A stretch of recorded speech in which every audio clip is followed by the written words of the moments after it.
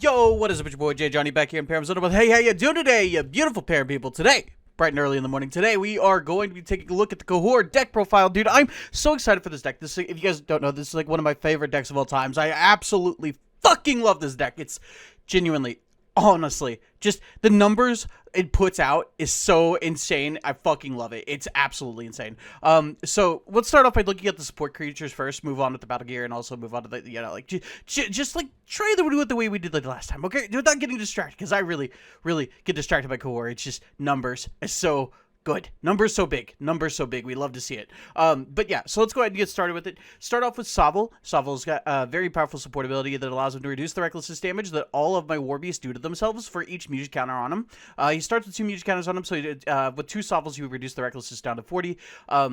Honestly, we start off with a base recklessness damage of 0 just because of like how our board is set up. But because of other stuff on the board that we'll be able to look over for in a minute, we'll definitely be able to reduce that, even more so. But we put the weightless energy vessels on our Sovels to make sure that they have the ability to not be targeted down by Mugic, so we don't have to worry about Underworld Burn getting in there and hitting us. Very, very solid way to make sure that, you always have that support going in for the cohort. Next up, we have Alov. Alov has the Bronze Blight, which gives him Defender, which allows him to defend the Sovels, because honestly, the Sovels are super important. Alov reduces the amount of damage that all war beasts take by 5, not just recklessness, but all damage. So if our opponent's able to do some damage to us, this will really reduce that amount. Alov's a little bit pushed, not gonna lie. Alov's a little bit pushed. With 1 Mugic counter, he also has the ability to be a powerful caster as well. Mom costs 1 Mugic, and that's really all you need whenever you have a Mepedian, You just wanted to have at least 1 Mugic counter. That's all it really needs. So, very powerful effect to be, just very powerful effect, has a Mugic. Honestly, Alov's kind of cracked. Alov's just kind of cracked, but next up we have Ninrin. Ninrin has range and Swift 1, so he's able to attack 2 spots into the back. Can't attack the entire back line, but is able to hit the back line, and in general. So, very powerful on it. On top of that, it also has Recklessness 25, which again is reduced to 0 because of the way that our board is set up with our Conjurers. It's very powerful indeed. Then he has the Power Leash, which gives an additional 5 energy. Also gives him additional Recklessness 5, which is reduced down to 0 because obviously we have 2 Savils with 2 Mugic counters. Very powerful effect. The very powerful effect Savile has. I'm telling you guys, Savile is extremely strong. You love to see it. On top of that, he also gets an additional 5 energy for each Conjurer we control. We control 4 Conjurers at the start of the game, so he gets an additional 20, so he goes up to 90. Very solid. 95 because he also gets an additional 5 because, obviously the original effect gives an additional 5. But he also gains an additional 20, so 25, so 95. Just honestly makes Ninrin so tanky. And again, Alov reduces the amount of damage that he takes by 5, so very powerful all around. And he meets every check in the deck, which is very solid. I think, actually, no, he doesn't meet Synaptic Acceleration's attack check for power, but he does meet the speed check, so you are able to loot through the deck, try to get your Carnage Rage and Slash Claws. Next up, we have Khorror. Also has the war leash. There's not much to say about Chaor other than the fact that his numbers are really freaking big for no reason whatsoever. He's just massive. Honestly, just ginormous. 150 base, he is 130, plus his battle gear gives him an additional 25. He's just honestly extremely powerful and has the numbers to really do a lot. Reckless is 50, or Reckless is 55, counting the battle gear. Reckless is 50 means that Slash Claw is doing 105 damage. Nothing in the game is surviving that except another Cohort. Then you have Harness Rage doing 55. Most things in the game are probably going down. 60 because of the battle gear. 65 because the battle gear also does an additional 5. So, honestly, there's not much that's going to be surviving a cohort attack. It's honestly, cohort is kind of freaking busted. Last off, we have Rainin. Rainin has the ability to reduce all recklessness damage by 10, and then also has the ability to heal creatures as well. Rainin is probably going to get knocked out of the game extremely quickly just because he's in the front line. We used to have the Wings of Attraction on cohort. We no longer have that option available to us, unfortunately.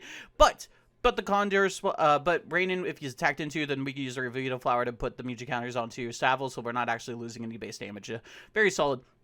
On top of that, if we have the play, then we can use the Mugic counters on Rainin in our fights to make sure that we are guaranteed to win. Have Ninrin attack in the back line, have Rainin's abilities, have Rainin's Mugic to be able to win fights more easily.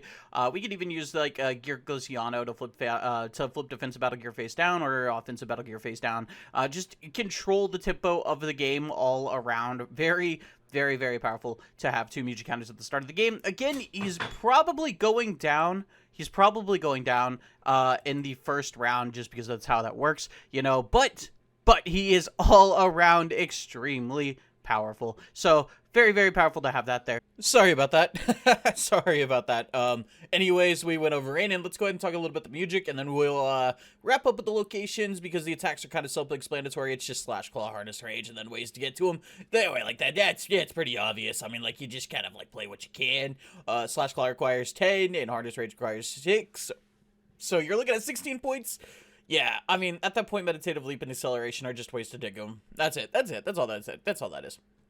Anyways, start off with Song of Shelter. This will allow us to prevent our creatures from being popped down with Mugic. So if they, let's say, like, the Strain of Ash or Weightless Energy Vessel, we can make it to where Savile can, like, you know, be safe via Song of Shelter, which is solid card all around. Then we have Gear Glaciano. This allows us to flip any battle gear face up or face down in a defensively or offensive position. Just a powerful effect all around. Then we have the Tunizirium. This will allow us to sacrifice a battle gear to get back battle gear. Usually, in most cases, it'll be Revita Flowered, so we can put more Mugic onto Savile if one of our Saviles gets sniped down. Just allows us to have, like, some kind of mitigation to where we don't have to worry as much about a single Savile going down. Though we do have to worry about multiple Savile going down now. That is a very important thing that we have to worry about. Then we have Melody and Mirage. Mom is just absolutely insane. That's all there is to say about it. I freaking love Mom. And then we have the Fighter's Fanfare. This one, I was debatable about Notes of Nowhere, or the Fighter's Fanfare. I decided to go with the Fighter's Fanfare. I feel like it's a very powerful effect to make it to where the damage to be reflected to the opponent. I think that's just really strong. It's basically Rhyme of the Reckless, but, like, stronger. You have multiple Mugic counters on Savile, then you also have the ability to with Revita Flower. Also, Rainin is able to reflect damage as well, so depending on the opposing creature we're facing down, we can do some solid damage in retaliation to an attack being done to us. If Khorror can somehow be, like, KO'd, we have the way to mitigate that, so that's really solid all around. Last of all, we have Carnivore's Keening. It gives an additional 30 energy. Man, just imagine it. 180 Cohort. Very solid all around. On top of that, it gives Reckless's 10, so our Slash, Claws, and Harness Rage do additional damage. It's just all around a very solid card. Next up, we have the Vidav's Refractorium. It's just looting for Slash, Claw, and Harness Rage. That's all that is. We have Runic Grove, which will turn off Mugic outside of generic Mugic and make it to where we don't have to worry as much about, like, Rhyme of the Reckless or any other kind of similar Mugic being casted in our attacks. We have Royal Mepedian Academy of Melee Arts. If our creatures go down, then we have the Royal Mepedian Arts to reduce our Recklessness damage to 0. Also prevents our creatures being popped down with Mugic, which is very solid all around. Very solid effect to have. And then we have Dramaticus Threshold. This makes it to where all creatures are past creatures. Again, it's essentially Runic Grove. That's all it is. It makes them tribeless. It's essentially Runic Grove. It's really all it is, if we're being honest. Last of all, we have the Hunter's Perimeter. When this creature goes to the active location, Mepedian creatures gain invisibility surprise. At the beginning of combat, reveal a new active location. It just makes it to where we're always winning initiative, and then also we can't lose invisibility because of its Mirage ability being placed underneath the creature that is actively in combat. So all around, a very, very solid deck. I'm looking forward to playing this deck because I honestly love Khorror. The numbers you can put out is just absolutely insane. So I'm really looking forward to playing Khorror. It's going to be an awesome time, and if you guys are excited for this, go ahead and subscribe to the channel because I love Khorror, and he is the best. So that being said, guys, I'll be seeing you tomorrow in another chaotic video. So for now, let's port to Perim.